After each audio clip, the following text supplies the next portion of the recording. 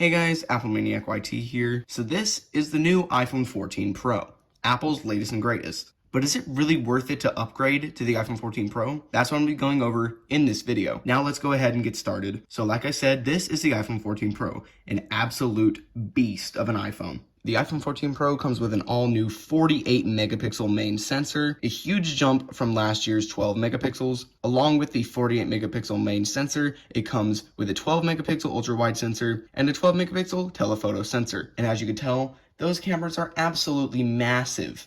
For scale, here's an iPhone 12 Pro from 2020, and you can already see a massive difference in the two phones' cameras. It appears that the lenses themselves have almost doubled in size, and with bigger cameras comes a bigger camera bump. My iPhone 14 Pro case shows this really well, and you can see just how much that camera bump protrudes. For anyone wondering what case this is the Apple MagSafe leather case in the umber color. If you're into brown leather cases, I would definitely check out this case. It's high quality and matches with the purple pretty well. Speaking of the purple, this phone comes in 4 beautiful colors. 1, the beautiful deep purple. 2, the space black, which is basically a revamped version of the graphite. 3, the silver color, which is much more silvery than the last year's silver, which was a lot more white colored. And 4, finally, the gold color, which is still really washed out. Apple, you have some improving to do. The iPhone 14 Pro is also pretty heavy. That camera adds a good bit of weight, and the phone is decently thick. But the phone still is the same 6.1 inches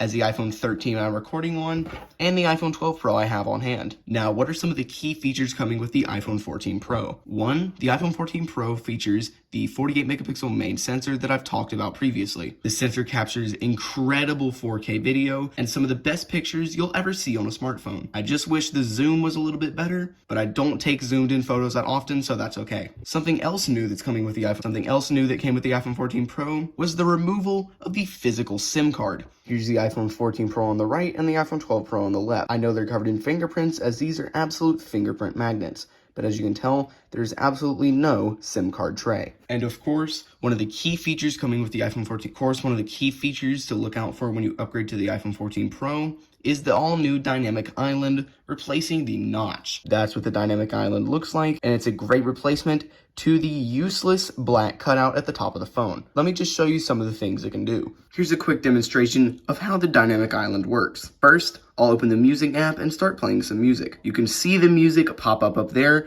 with a matching waveform and album art. Tapping on the Dynamic Island will open the music app, and long pressing on the Dynamic Island will open a music interface similar to the one found on the lock screen. Go ahead and stop the music, and I'm going to start a timer. Open the clock app, navigate to timer, and start a timer.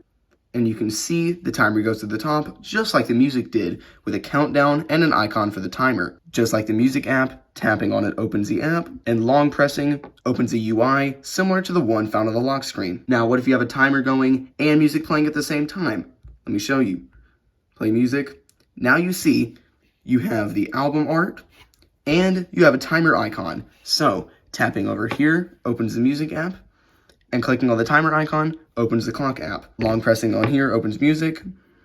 Long pressing on here opens the timer. And that was just a small representation of how the Dynamic Island works. It can do many more features coming with new software updates. Clearly, the Dynamic Island is one of the coolest features coming to iPhone, and it's definitely something to look forward to if you upgrade. Now, just like any other Pro iPhone model, the iPhone 14 Pro starts at $999, and that's for the regular size 128GB model. Personally, I got the 256GB model because I needed more storage, which comes in at $1,099. The other options are 512GB at $1,299, or 1TB of storage at a whopping $1,499. And if you want the max-sized iPhone 14 Pro, that's an extra $100 on top of the price for each storage rank. So for the price of the one that I got, I could have gotten an iPhone 14 Pro Max with less storage. The iPhone 14 Pro also features the same 120Hz display as the iPhone 13 Pro, so if you're upgrading from an iPhone 13 Pro, that is not something to look forward to. The 120Hz display was introduced to the iPhone 13 Pro